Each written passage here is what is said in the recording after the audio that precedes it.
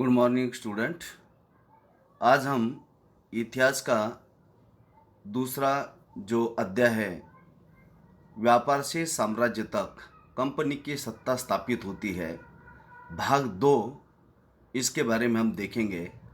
हम इसके पहले जो एक वीडियो तैयार किया था उसमें हम पहले भाग में यूरोपीय कंपनियों का भारत में किस तरह वो आए, जैसा पुर्तगाली, डच और फ्रांसीसी और अंग्रेज़ कंपनी। इसके अलावा उन्होंने ईस्ट इंडिया कंपनी ने जैसा 1651 में उन्होंने हुगली नदी के किनारे पर किस तरह उन्होंने वहाँ पर अपनी कंपनी या फैक्ट्री लगाई, उसके बारे में हमने देखा। जैसा कि नवाब और अंग्रेज़ इन दोनों के बीच में किस तरह इनका झगड़ा बढ़ता गया और उसकी परिणति जैसा युद्ध में, जैसा प्लासी के युद्ध में कैसे हुई। अभी हमको ये 2 नंबर का जो हमारा वीडियो है, इसमें हम देखेंगे कि प्लासी की लड़ाई, बक्सर का युद्ध, इसके अलावा सहायक संधि लॉर्ड वेलेस्ली ने भारत के अलग अलग रियासतदारों के ऊपर किस तरह लगाई, और जो भारत में अंग्रेज कंपनी के अफसर जो थे वह किस तरह यह अपने आप को नवाब इंग्लैंड में समझते थे। तो कई सारी चीज़ों को हमें चर्चा करनी है। इसके अलावा हम ये भी देखेंगे कि बंगाल में जो विशेषता, जो पूर्वी क्षेत्र था, काफ़ी उपजाऊ ज़मीन और कृषि योग्य भूमि, तो वो क्षेत्र काफ़ी राजस्व जो मुग़ल बादशाह को भी काफ़ी उस प्रदेश से आता था। तो वहाँ बंगाल के नवाब कौन कौन बने वो भी हम आपको बताएंगे। तो उसी समय कंपनी क्या चाहती थी? कंपनी का कहना था कि नवाब के अफसर बेतुके मांगे कर रहे हैं और कंपनी का व्यापार वह तबाह कर चुके हैं। अब यह कंपनी और कंपनी के अफसर, जो स्थानीय नवाबों के अफसर, इनके बीच में काफ़ी तनातनी की स्थिति निर्माण होती गई। और वही उनको नवाब के जो अफसर इनको कह रहे थे कि आपको शुल्क देना पड़ेगा। कंपनी को ऑलरेडी उन्होंने रियायत दी थी, लेकिन उनका अपना निजी व्यापार था और वो उनको रियायत देने के लिए तैयार नहीं थे। और व्यापार फैलाने के लिए अपनी आबादी, इनको ऐसा लगता था, महसूस कर रहे थे कि हमें आबादी बढ़ानी पड़ेगी। जैसा कि हमने देखा 1696 में उन्होंने वहाँ पर ज़मीन खरीदी की, और इसके अलावा और 2 साल के बाद जैसा कंपनी के अफसरों को उन्होंने रिश्वत देकर जो कलकत्ता और 3 गांव की ज़मीन उन्होंने खरीदी कर ली। तो इसी तरह उन्होंने अपनी बस्ती को, वहाँ के किलों को निर्माण और जो फैक्टर्स, इनको वो बसाना चाहते थे। और ये टकराव कंपनी और दूसरे जो नवाब थे, उनके अफसर, इनके बीच में काफ़ी गंभीर स्थिति निर्माण हो गई। और उसी में जैसा कि 23 जून 1757 में प्लासी की लड़ाई हुई। अभी जैसा कि हमने पहले वीडियो में भी चर्चा की है, जो रॉबर्ट क्लाइव है, ये 29 सितंबर 1725 में इनका जन्म हुआ इंग्लैंड के स्टाइस में, और मृत्यु इनका 1774 में हुआ। और 18 वर्ष के आयु में मद्रास के बंदरगाह पर वह क्लर्क बनकर आए थे, और यही से उनके ईस्ट इंडिया कंपनी के साथ उनके जीवन का प्रारंभ होता है। जैसा कि ये काफ़ी बुद्धिमान, राजनीतिक मामलों में चतुर, दृढ़ प्रतिज्ञ व्यक्ति और अपने देश के बारे में अपूर्व भक्ति और कठिन परिस्थिति में मार्ग निकालने की क्षमता और शक्ति और पराक्रम द्वारा उसने भारत में ब्रिटिश साम्राज्य की नींव रखी। और 2 बार ये गवर्नर भी बने, और बाद में इनको 1774 में इन्होंने खुद आत्महत्या की। तो इसी तरह इनका ये समय है। अभी हमको समझने के लिए, थोड़ा सा ध्यान में रखने के लिए, और आपको बंगाल के नवाबों के बारे में थोड़ा सा बताते हैं, क्योंकि आपका बार बार इस तरह के नाम आने से थोड़ा कन्फ्यूजन होगा। तो इस समझाने के लिए, जैसा कि औरंगजेब बादशाह का मृत्यु 1707 में होने के पहले औरंगजेब के समय ईस्वी सन 1700 में मुर्शिद कुली खान को बंगाल का नवाब पहले बना दिया, और बाद में जो फर्रुखासियार आ गए, उन्होंने 1717 में इनको बंगाल का नवाब बना दिया। मुर्शिद कुली खान के बाद शुजाउद्दीन 1727 से 39, सरफराज 1739 कुछ दिन तक वह नवाब रहे, अलीवर्दी खां 1740 से 1756, इनका पीरियड भी काफ़ी महत्वपूर्ण है। सिराजुद्दौला, जिनके समय प्लासी का युद्ध हुआ था और अंग्रेज़ों का प्लासी के युद्ध ये जीतना ये उनका पहला विजय था। तो ये प्लासी का युद्ध 23 जून 1757 में होता है और उस समय सिराजुद्दौला वहाँ के वह नवाब होते हैं। उसके बाद आ गए मीर जाफ़र, वो भी आपको हम बताएंगे बाद में कि 1757 से 60।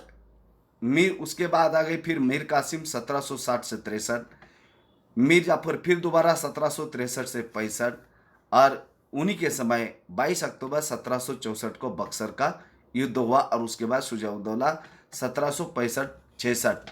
हालांकि ये बंगाल के अंतिम नवाब रहे हैं। बक्सर के युद्ध के बाद रॉबर्ट क्लाइव ने पुनः बंगाल का नवाब बनकर भारत आया और 1765 में उन्होंने मीर जाफर के अल्पवयस पुत्र नजमुद्दौला को बंगाल का नवाब बना दिया। जैसा कि बंगाल में अंग्रेजों ने अपनी पहली व्यापारी कुटीर शाह शुजा की अनुमति से 1651 में स्थापित की। तो यह काफ़ी लंबा, आपको हम इसलिए ये इतिहास बताया ताकि ये कई नाम और कई जो इतिहास आपको समझना ये बहुत ज़रूरी है। और आगे हम अभी देखेंगे कि ये प्लासी का युद्ध जो है 1756, सिराजुद्दौला को बंगाल का नवाब बना दिया। 1756 में अलीवर्दी खान की मृत्यु के बाद सिराजुद्दौला को नवाब बना दिया और कंपनी ये सिराजुद्दौला को काफ़ी डरती थी। ये काफ़ी ताकतवर ये सिराजुद्दौला थे। सिराजुद्दौला की जगह कंपनी की एक ऐसी कठपुतली सरकार, मतलब एक प्रकार का खिलौना, दूसरा कोई उसको हिलाता है तो उसके मन मुताबिक जैसा वह कहेगा, जैसा एक खिलौना होता है जिससे आप धागों के सहारे अपने हिसाब से नचाते हैं। जो व्यक्ति किसी और के इशारों पर चलता है उसे मजाक उड़ाने के लिए ये अक्सर कठपुतली कहा जाता है। तो वह इस तरह की कठपुतली नवाब अंग्रेज चाहते थे, लेकिन ये सिराजुद्दौला को नहीं चाहते थे। और ये कंपनी का प्रयास था कि सिराजुद्दौला के प्रतिनिधियों में से किसी को नवाब यदि बनाते हैं तो उनको ये कामयाबी मिलेगी, लेकिन सिराजुद्दौला का प्रतिद्वंदी उस समय उनको कोई भी नहीं मिला और इसलिए वो कामयाब नहीं रहे।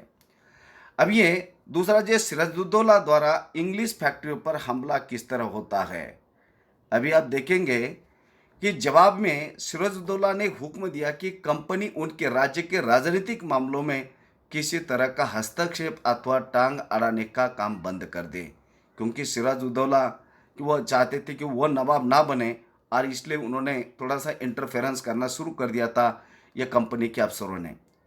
किलेबंदी रोके और बाकायदा राजस्व चुकाए, जैसा कि उनका किलेबंदी, ज़मीन को खरीदना, वहाँ से चीज़ों को खरीदना, कम पैसे में खरीदना, कम कीमत पर, टैक्स सरकार को न देना, और इसलिए वो भी काफ़ी त्रस्त थे नवाब के लोग या नवाब।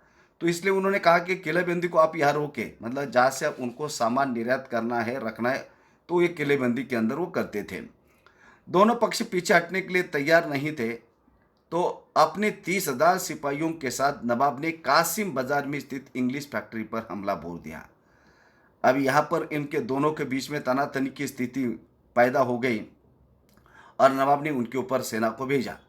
नवाब की फौजों ने कंपनी के अफसरों को गिरफ्तार कर लिया, गोदाम पर ताला लगा दिया, अंग्रेजों के हथियार छीन लिए गए और अंग्रेज जहाज़ों को घेरे में ले लिया, उसके चारों तरफ सैनिक लगा दिए।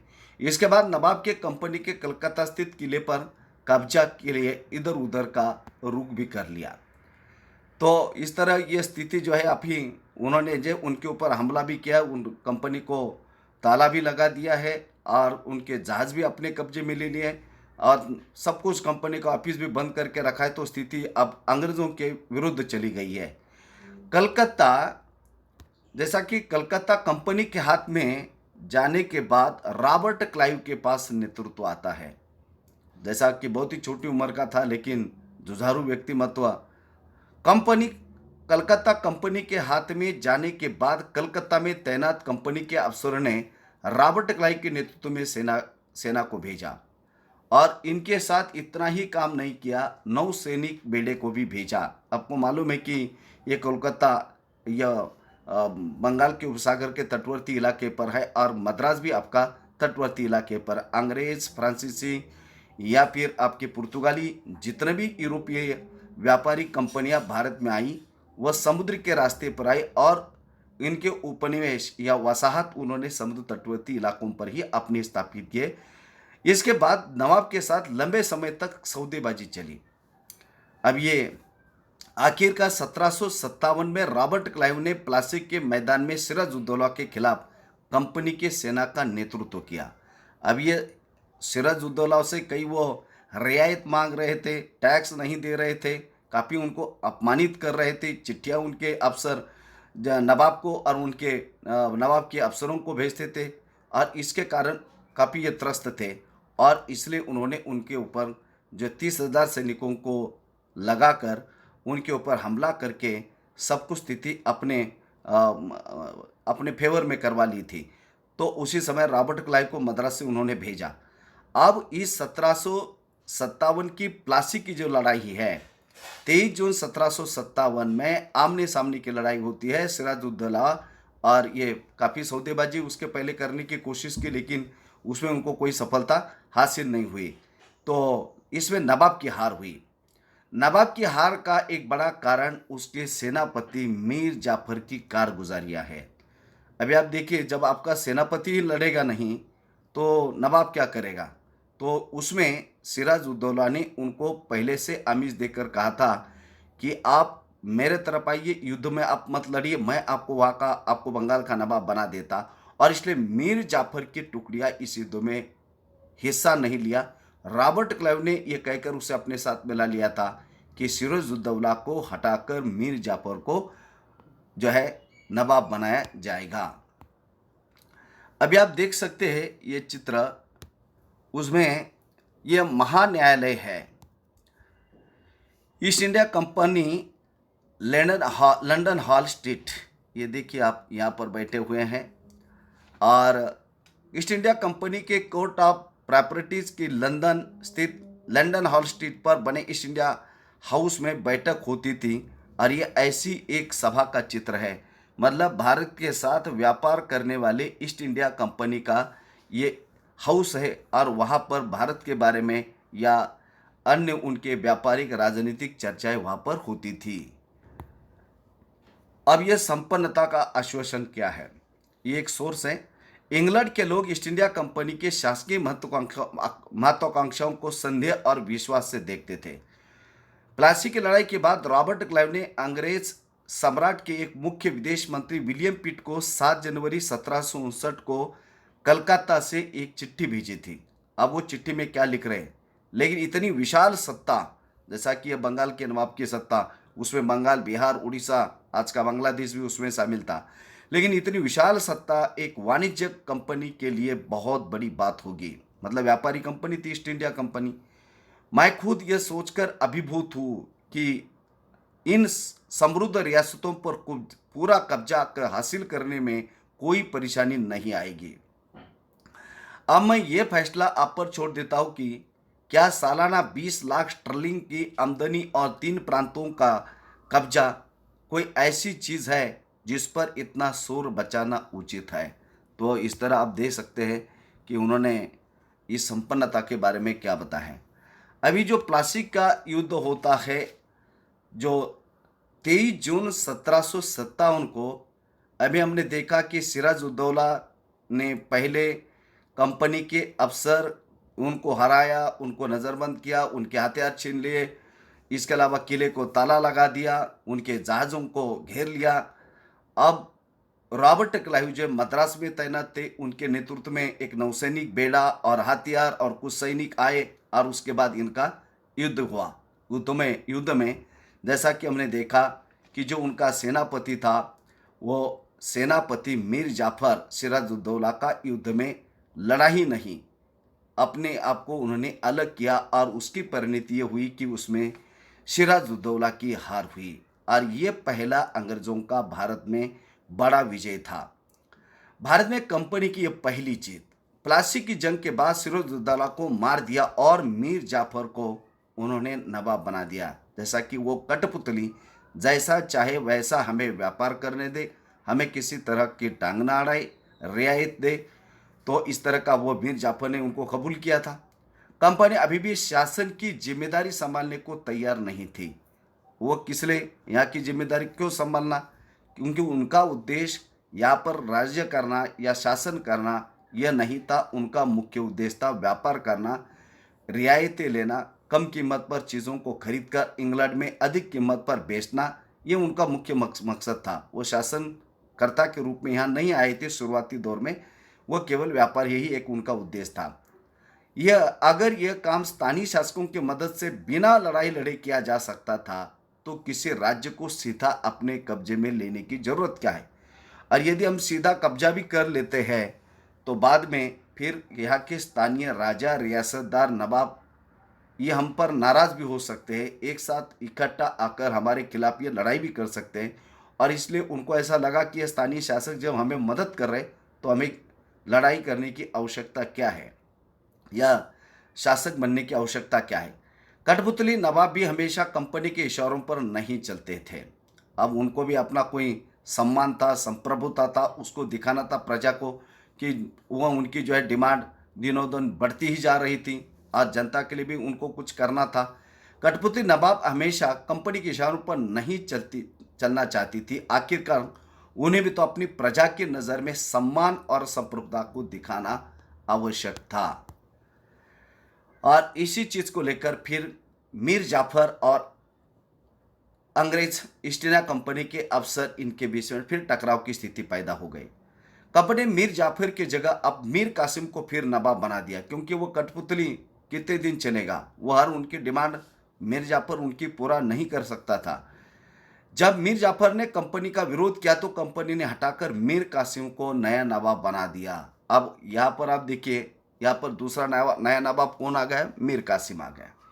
मीर कासिम ने जब कंपनी के को परेशान करने लगा मीर कासिम, तो 1764 में बक्सर की लड़ाई में कंपनी ने उसे भी हरा दिया। अब ये 22 अक्टूबर 1764 में ये बिहार में बक्सर नाम की जगह आती है, उत्तर प्रदेश और बिहार उनके बॉर्डर पर, लेकिन बिहार का एक जिला है बक्सर, यहाँ पर लड़ाई हुई। बक्सर की लड़ाई के बाद मीर कासिम को बंगाल के बाहर किया और दोबारा मीर जाफर को नवाब बना दिया। कभी मीर जाफर, कभी मीर कासिम, कभी मीर कासिम, कभी मीर जाफर, इस तरह का वह नवाब, कठपुतली नवाब बनते गए। अब नवाब को हर महीने 5 लाख रुपए कंपनी को चुकाने थे। कंपनी अपने सैनिक खर्चों से निपटने, व्यापारिक जरूरतों को तथा अन्य खर्चों को पूरा करने के लिए पैसा चाहती थी। मतलब नवाब को हर महीने 5 लाख रुपए कंपनी को चुकाने थे। इसके अलावा रियायत भी दे दी थी। इसके अलावा और जगह भी उन्होंने व्यापार के ले ली थी, कम कीमत पर चीज़ों को भी ले लेते थे। इसके अलावा कंपनी के सैनिकों को जो खर्चा लगेगा उसका भी उनको पैसा देना था। तो कई सारी चीज़ें जो है उससे मीर जाफर जो है मीर कासिम काफ़ी परेशान हो गया। कंपनी और ज़्यादा इलाके चाहती थी। 1765 में मीर जाफर की मृत्यु के बाद कंपनी के इरादे बदल चुके थे। वो कठपुतली नवाबों के खराब अनुभवों को देखते हुए क्लाइव ने ऐलान कर दिया कि हम खुद ही नवाब क्यों ना बने, मतलब हम ही खुद ही नवाब यदि बनते हैं तो बार बार हमको उनके पास जाने की आवश्यकता क्या है। अभी आप देखिए, ये बक्सर का युद्ध 22 अक्टूबर 1764 में होता है। बक्सर नगर के आसपास ईस्ट इंडिया कंपनी के हेक्टर मुनरो तथा नवाब के सेना के बीच में लड़ाई होती है। अभी आप देखिए, ये ईस्ट इंडिया कंपनी और हेक्टर मुनरो, इनके बीच में ये नवाब की सेना के बीच में लड़ाई होती है। जैसा कि आपको मालूम है कि 1764 के समय ये मीर जाफर जो है नवाब था। बंगाल के नवाब मीर कासिम अवध, अभी उसमें मीर कासिम था। बंगाल के नवाब मीर कासिम, अवध के नवाब शुजाउद्दौला तथा मुगल बादशाह शाह आलम द्वितीय की संयुक्त सेना अंग्रेज कंपनी से लड़ रही थी।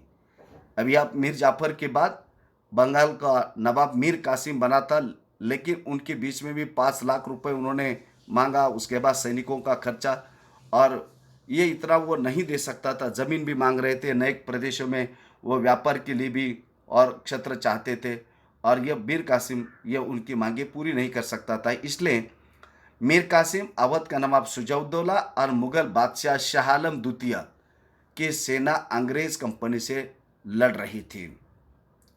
अब ये सबसे इम्पोर्टेंट है कि ये बक्सर के लड़ाई के परिणाम क्या हुए। पहला जो परिणाम हुआ, लड़ाई में अंग्रेज़ों की जीत हुई। बक्सर के लड़ाई में जैसा प्लासी की लड़ाई जो हुई थी उसमें भी अंग्रेज़ों की जीत हुई, ये जो बक्सर की लड़ाई हुई उसमें भी अंग्रेज़ों की जीत हुई, और उसके परिणाम स्वरूप बंगाल, बिहार और उड़ीसा का दीवानी और राजस्व का अधिकार कंपनी को मिला। ये सबसे बड़ा, अब उनका सबसे बड़ा फ़ायदा उनको कंपनी को ये हुआ कि उनको दीवानी और राजस्व का इन बंगाल, बिहार और उड़ीसा के अंदर मिला।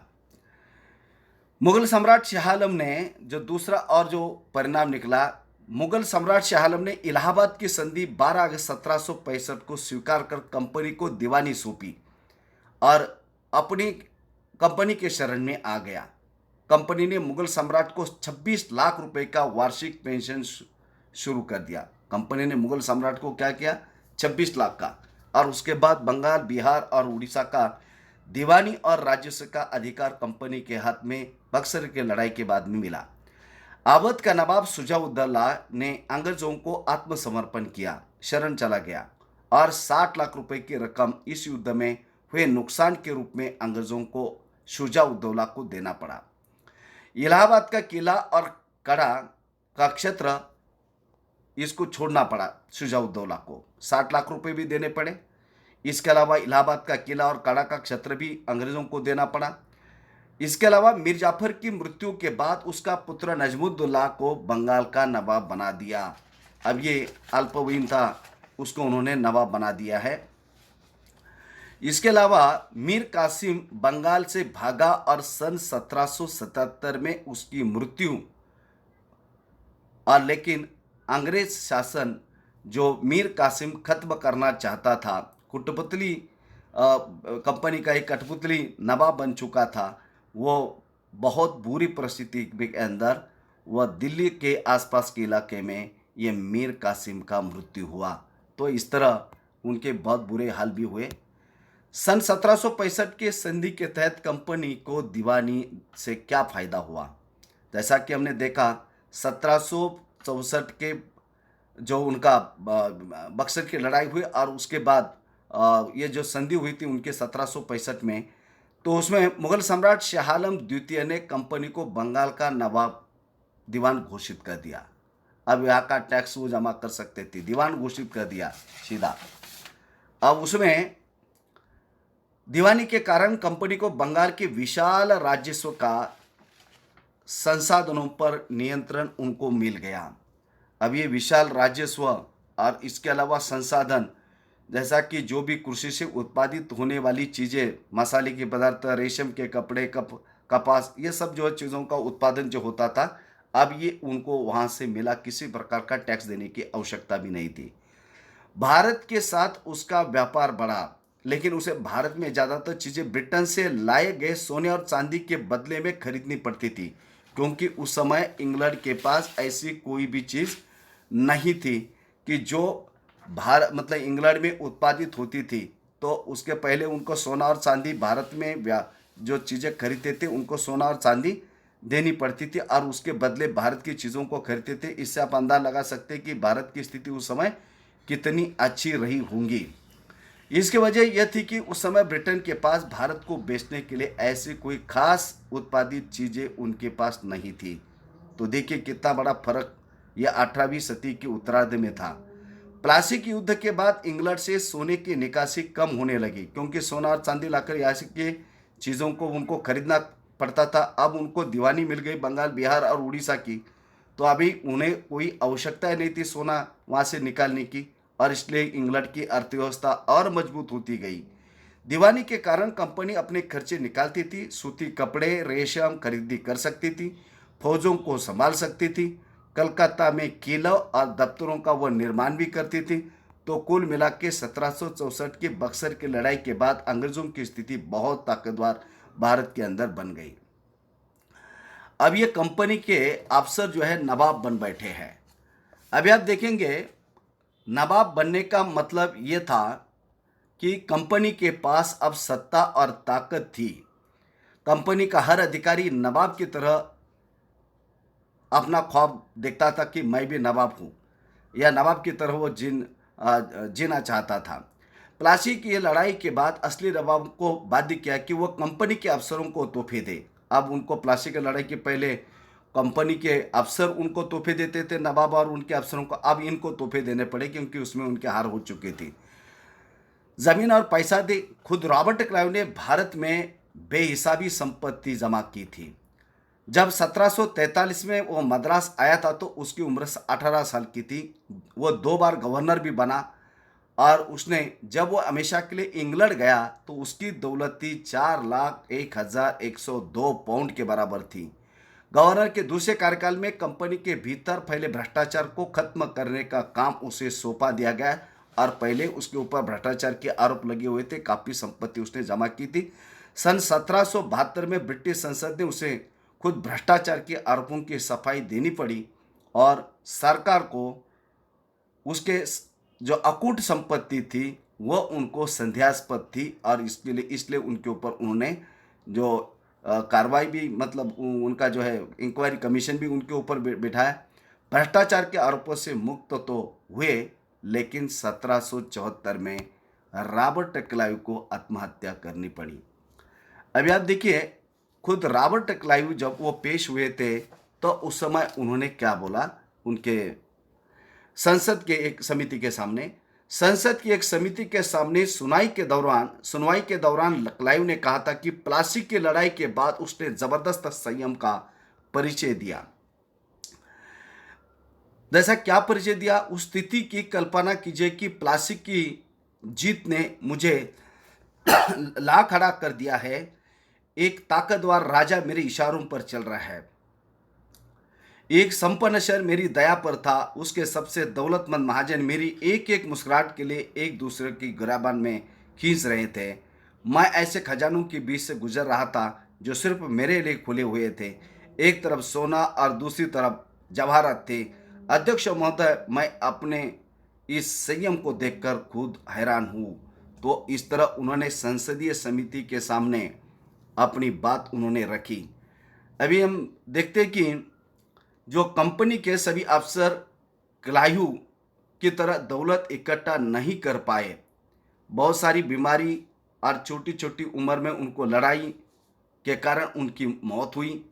इसके अलावा उन सभी को भ्रष्ट और बेईमान मानना भी सही नहीं होगा, क्योंकि ये लोग साधारण परिवार से आए थे और उनके सबसे बड़ी और इच्छा बस यही थी कि भारत में जाकर ठीक ठाक पैसा कमाकर आए और लौटकर अपनी ज़िंदगी आराम से निकाले।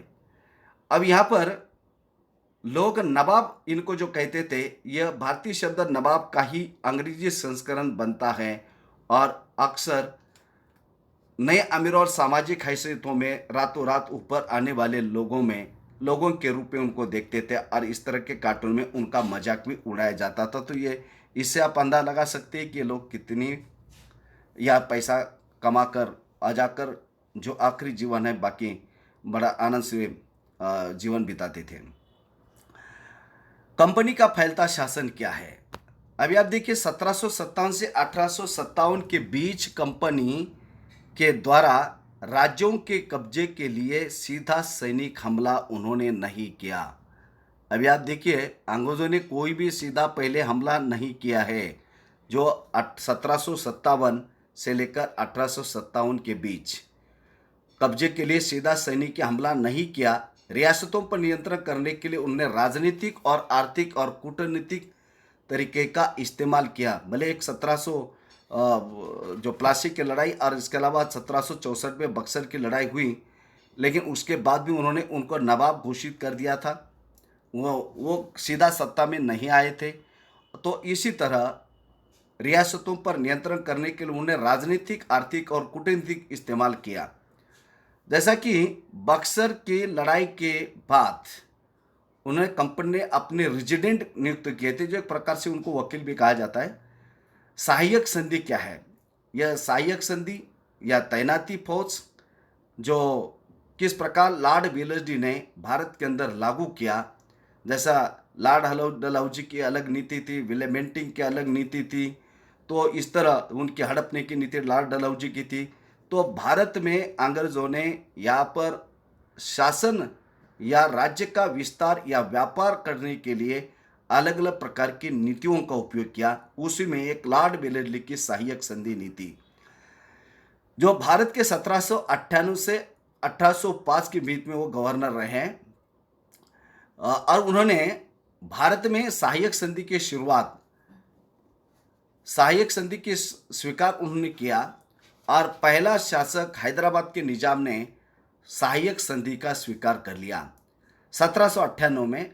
अब जैसा कि आप एक एक देखिए, भारत के कौन कौन से राज्यों को उन्होंने अधिगृहित किया जो सहायक संधि के तौर पर। उसमें पहला शासक हैदराबाद का निजाम 1798, अवध का नवाब नवंबर 1801, पेशवा बाजीराव दूसरा दिसंबर 1801, मैसूर तथा तंजौर ने 1799 और बरार के भोसले ने दिसंबर 1803 और ग्वालियर के सिंधिया ने फरवरी 1804। इसके अलावा जोधपुर, जयपुर और बूंदी, भरतपुर, मतलब यहाँ के शासकों ने किस तरह उनके तैनाती फौज को स्वीकारा। अब ये तैनाती फौज किस प्रकार की थी बड़ी, उसको भी आपको देखना बहुत ज़रूरी है। भारतीय रियासतों में रेजिडेंट नियुक्त किए उनकी सलाह के अनुसार शासन चलाया जाएगा। मतलब जो रेजिडेंट बात बताएगा तो उनके अनुसार आपको यहाँ शासन करना है। राजनीतिक व्यावसायिक प्रतिनिधित्व और राज्य के मामले में यह रेजिडेंट हस्तक्षेप करता था। और जैसा सहायक संधि वाला राज्य किसी भी राज्य से युद्ध, संधि, मित्रता आदि सभी अधिकार कंपनी के पास होंगे। यदि दूसरे किसी राजा के साथ अपने राजनीतिक संबंध प्रस्थापित करना है तो अंग्रेजों को बिना पूछे संबंध स्थापित नहीं कर सकते थे। यूरोपीय अथवा अंग्रेजों के दुश्मनों के साथ दोस्ती नहीं रखेगा अथवा उनके किसी भी व्यक्ति को नौकरी नहीं देगा। जो अंग्रेजों का दुश्मन होगा भारत में तो उनके यहाँ के अफसर को अपने पास नौकरी के लिए नहीं रखेगा, क्योंकि उनको डर था कि ये वहाँ पर रेजिडेंट कौन सी नीतियाँ अपना रहे, वो किस तरह का क्या कर रहे हैं, कौन से दखलंदाजी कर रहे हैं, और ये कल चलकर जो है इस तरह का कोई षड्यंत्र ना करे, और इसलिए उनको ना रखा जाए। संधि को स्वीकार करने वाला राज्य कंपनी के सेना को रखेगा और सारा खर्चा राज्य को देना होगा। मतलब कंपनी सैनिक रखेगी और उसका खर्च जो सहायक संधि स्वीकार किए है उस रियासतदारों को उसका पैसा देना पड़ेगा। ये सेना को चलाने का अधिकार केवल कंपनी के लोगों को ही होगा। यदि सेना का खर्चा देने में असमर्थ है तो अपना कोई भी शस्त्र अंग्रेजों को देना पड़ेगा। जैसा उदाहरण के लिए अवध के नवाब ने उनको जो रकम उनको देनी थी वह नहीं दे पाए, तो ज़रा लेट दी या नहीं दे पाए, तो 1801 में अवध के नवाब को अपने क्षेत्र का आधा हिस्सा इनको देना पड़ा सहायक संधि के रूप में। जैसा कि इनको स्वतंत्र सेना रखने का रियासतदारों को अधिकार नहीं था। जो सेना रहेगी वह अंग्रेज़ों के लिए रहेगी, उनके सुरक्षा के लिए रहेगी, और उसका पैसा भी आप ही को देना पड़ेगा। सहायक संधि का स्वीकार करने वाले राज्य के विदेश नीति के अधिकार कंपनी के पास थे। मतलब दूसरे किसी देश के साथ यदि संबंध स्थापित करना है, जैसा पुर्तगाली है, फ्रांसीसी है, डच है, जो हॉलैंड के निवासी डच, जैसा उनको नीदरलैंड के लोग, तो उनके साथ भी आप व्यापारी संबंध नहीं रख सकते। अब रेजिडेंट की ताकत क्या होती थी, अभी आप देखिए। कंपनी के द्वारा नियुक्त किए गए रेजिडेंट्स के बारे में स्कॉटलैंड के प्रसिद्ध अर्थशास्त्री, राजनीति दार्शनिक जेम्स मिल, जिन्होंने भारत में हिस्ट्री ऑफ इंडिया नाम का ग्रंथ लिखा। जैसा आपको मालूम है कि उन्हें इतिहास के प्रकार हिंदू, मुस्लिम और ब्रिटिश इस तरह के 3 कालखंडों में बांटा, और वो जो है काफ़ी ब्रिटिश राज सत्ता के काफ़ी बड़े सपोर्टर थे। दरअसल रेजिडेंट रियासत का राजा होता है। हम उसे हस्तक्षेप की मनचाही निषेधाज्ञा यानी निर्देश के तहत काम करने को छूट देते हैं। जब तक स्थानीय राजा पूरी तरह अधीनस्थ यानी दब्बू उसके कंट्रोल नहीं रहता है, अधीनस्थ रहता है, तो और रेजिडेंट यानी ब्रिटिश सरकार के माफिक काम करता है, तो चीज़ें आराम से चल सकती है। शासन के कामों में रेजिडेंट की दखलंदाजी के बिना सब कुछ चल जाता है। जब भी कुछ अलग तरह का घटता है, जब भी राजा कोई ऐसा रास्ता अपनाता है जिससे ब्रिटिश सरकार गलत मानती है, तब उन दोनों के बीच में रेजिडेंट या रियासतदार इनके बीच में टकराव की स्थिति पैदा होती है और कभी युद्ध जैसी स्थिति भी निर्माण होती है। अभी आप देखिए चित्र क्रमांक 6, अपने बेटों और ब्रिटिश रेजिडेंट के साथ खड़े नवाब शुजा-उद-दौला दिल्ली कैंटल द्वारा बनाया गया चित्र 1772 का है। बक्सर की लड़ाई के बाद हुई संधियों के फलस्वरूप नवाब शुजा-उद-दौला के ज़्यादातर अधिकार छीन लिए गए, लेकिन यह वह रेजिडेंट के सामने अपने जो है चिर परिचित और शाही शौकत अंदाज में आपको दिखाई दे रहा है। आप यहाँ देख सकते हैं शुजा-उद-दौला को, वह इस तरह के फ़ोटो उन्होंने निकालने का एक चलन था। तो इस तरह ये पार्ट 2 समाप्त होता है। अभी हम तीसरा और चौथा ही वीडियो तैयार कर रहे हैं और इसके टोटल हम पहले आपको बता दिया कि व्यापार से साम्राज्य तक यह अध्याय काफ़ी बड़ा है और इसलिए हम उसके 4 वीडियो बना रहे हैं। तो धन्यवाद।